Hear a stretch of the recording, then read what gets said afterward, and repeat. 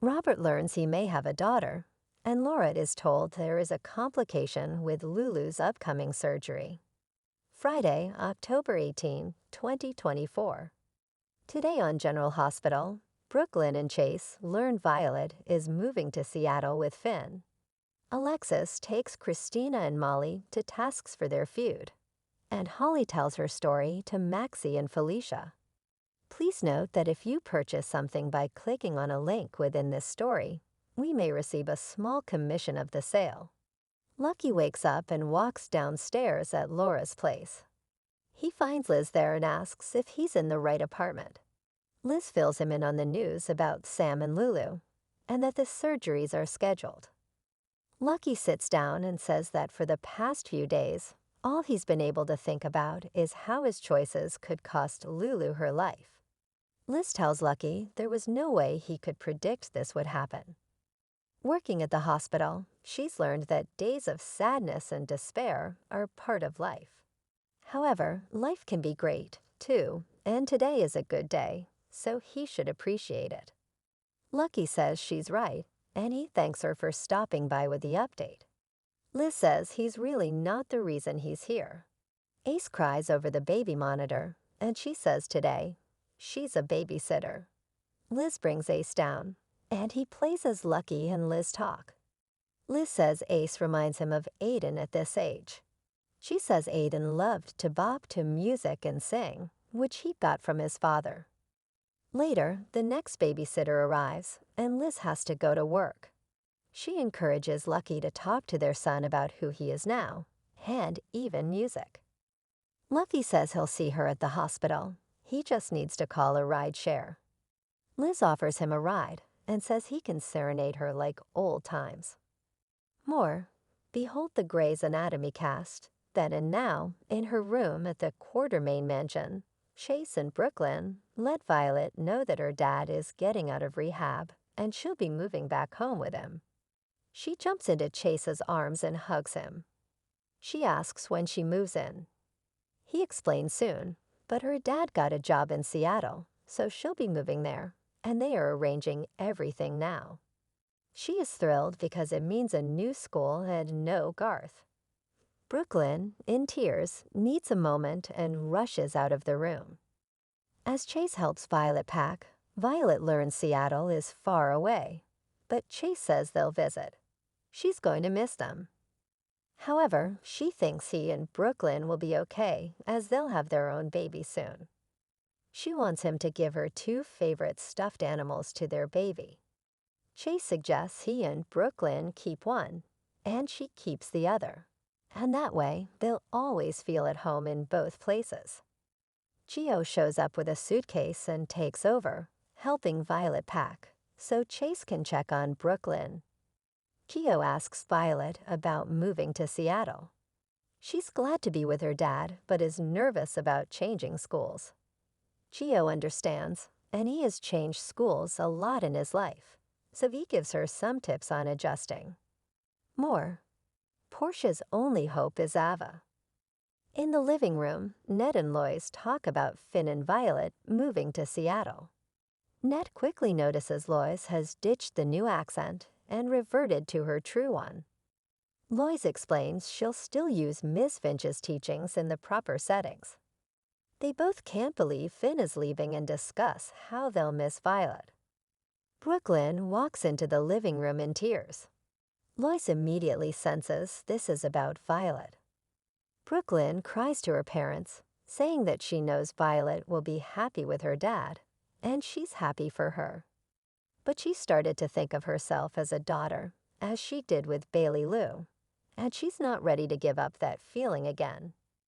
Ned tells her it's only natural to feel that way. Brooklyn says she has to hold it together for Chase, at least until Violet is gone. Chase appears and says she doesn't have to hold it together for him, and he feels the same way. They embrace. Brooklyn doesn't want to break down in front of Violet, but knows Violet belongs with her dad. She knows she's so happy to be going back to him. Lois excuses herself, and Ned tells Brooklyn that they'll all be sad to see Violet go as she's family. Brooklyn freaks out as they haven't told Tracy. Brooklyn calls Tracy to tell her that Violet is going home to be with Finn. Back in Violet's room, she and Gio finished packing her suitcase. Violet's expression finally turns a bit sad. Gio knows goodbyes are hard, but reminds her that she'll be with her dad, and that's the most important thing. Lois stands in the doorway and listens. More, so is this how Sam dies? Sam gathers her mother and sisters at Alexa's house. She reveals the news she is going to be Lulu's donor. Christina wasn't expecting this and thought this was going to be about Rick. Molly asks what happened with her father, and Christina explains she found Rick and Ava having dinner like nothing ever happened. Molly wants details and soon realizes Christina lost it in a crowded restaurant and has just helped Ava's defense.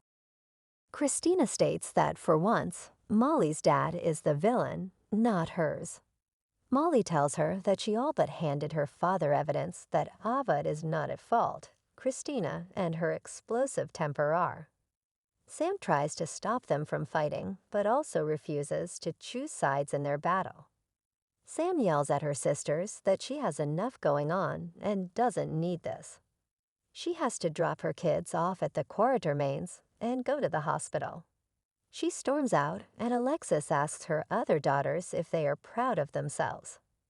Alexis says they should be helping one another grieve and heal over their loss, but instead they are choosing to burn this family down. Tracy sits by Lulu's bed in the hospital and knows this has been a wild ride. As Laura appears in the doorway and looks on, Tracy promises Lulu that she is going to be just fine. More Halloween week preview for all soaps. They step out to the hall, and Laura thanks Tracy for taking care of Ace for so long. Tracy says her grandson is a terror, and they have to repaint the nursery walls because of him. However, she's covering the cost, which Laura calls generous.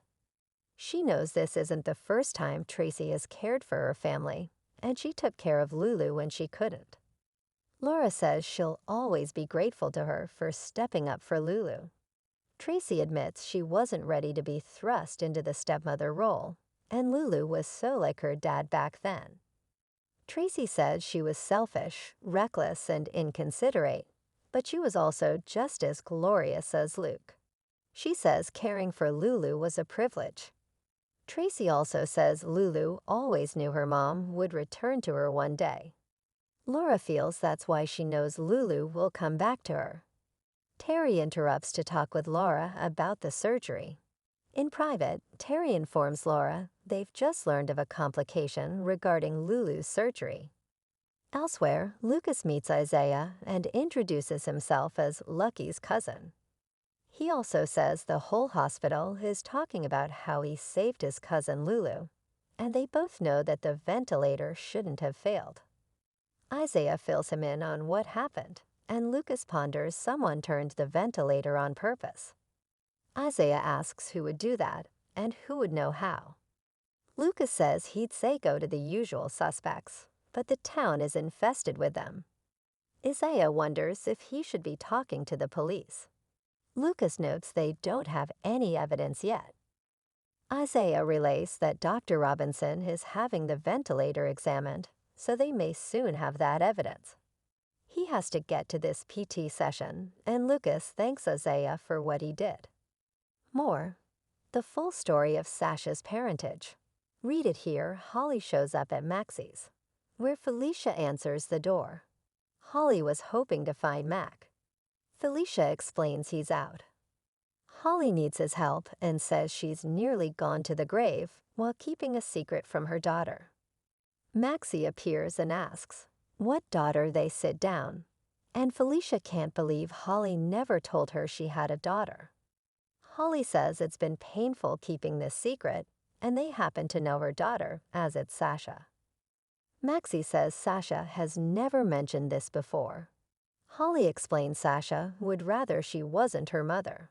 Holly says she realized when she got pregnant again that she couldn't abandon another child, not after the pain that occurred with Ethan. However, she was not able to raise the child on her own, so she let her mother raise Sasha. She visited when she could. Maxie interjects, in between scams. Holly admits she wasn't a great mother, but she did teach Sasha everything she knew. She says Sasha was a natural at the con. Holly explains when Sasha turned 12, she took her on trips with her across Europe, and she tried to shower her with all the love and affection she could. However, Sasha never wanted anything to do with her. Felicia notes she hasn't mentioned who Sasha's father is. Holly admits she thought Sasha's father was dead, but when it turned out he wasn't, she couldn't show up at his door with the news. Felicia has an idea who they are talking about, and she hopes she's wrong for Sasha's sake. Holly tells them it's Robert, which makes Sasha and Cotty first cousins. Maxie doesn't believe it and brings up the DNA test that was done, the one in which Sasha swapped her sample out for Cody's. Felicia gets where she's going, but the test was only a paternity test, and it was a yes or no answer about paternity. It was not a genetic percentage likeness test.